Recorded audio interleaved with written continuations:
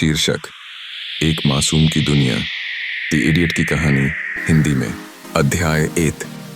एक अजनबी की वापसी। सर्दियों की सुबह थी। रूस के सेंट पीटर्सबर्ग रेलवे स्टेशन पर एक ट्रेन धीरे धीरे रुकती है। उस ट्रेन से उतरता है एक अजीब सा नौजवान, लंबा पतला, लेकिन आंखों में एक मासूम चमक। यह था प्रिंस मिश्किन।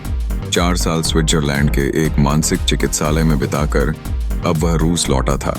लोग उसे मूर्ख, पागल या मासूम कहते थे, लेकिन उसकी आत्मा में एक सच्चाई और करुणा थी जो किसी भी आम इंसान में नहीं थी।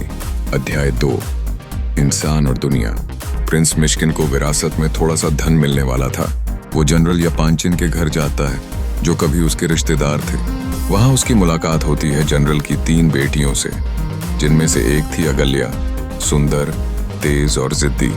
वहीं दूसरी ओर समाज में एक और नाम गूंज रहा था, नस्तासिया फिलिपोवना, एक रहस्यमयी, दुखी और खूबसूरत स्त्री जिसकी जिंदगी में दर्द, धोखा और अपमान था। अध्याय 3।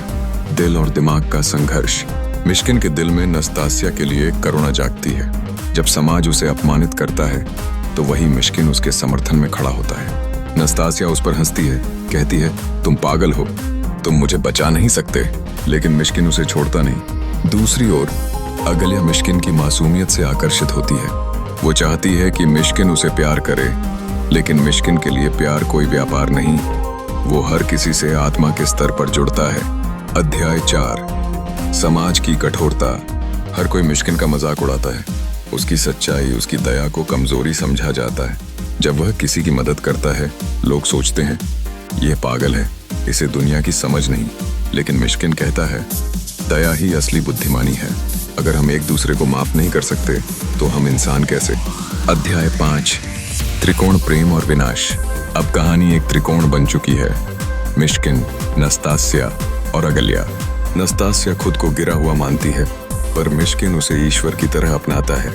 अगल्या को मिश्किन से लगाव है, पर वो चाहती है कि मिश्किन दुनिया की तरह व्यवहार करे, मजबूत, स्वाभिमानी और पुरुष जैसा। नस्तासिया एक और रोगोजिन के साथ जुड़ी होती है, एक जुनूनी, हिंसक प्रेमी। रोगोजिन मिश्किन को अपने दुश्मन के रूप में देखता है। अध्याय 6। अंत की ओर बढ़ता संसार। प्रिंस मिश्किन की सच्चाई से सब चौंकते हैं, पर किसी के पास उसका उत्तर नहीं।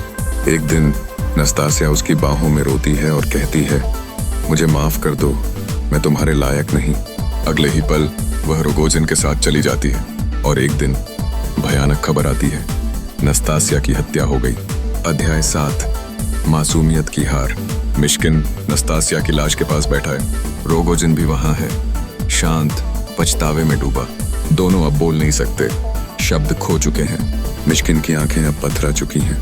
वो वापस वहीं पहुंच गया, मानसिक बीमारी की हालत में। वो फिर से उस दुनिया से कट चुका है जहां दया की जगह नहीं। कहानी का संदेश। द इडियट सिर्फ एक कहानी नहीं, एक दर्पण है जो समाज को दिखाता है कि मासूमियत को हम कैसे कुचलते हैं। प्रिंस मिश्किन जैसे लोग शायद पागल कहलाते हैं, लेकिन असली पागल वो हैं जो झूठ, लालच और स्वार्थ को ही बुद्धिमानी समझते हैं। क्या हमारी दुनिया में एक सच्चे इंसान के लिए कोई जगह है, या फिर जो सच बोलता है वही मूर्ख कहलाता है?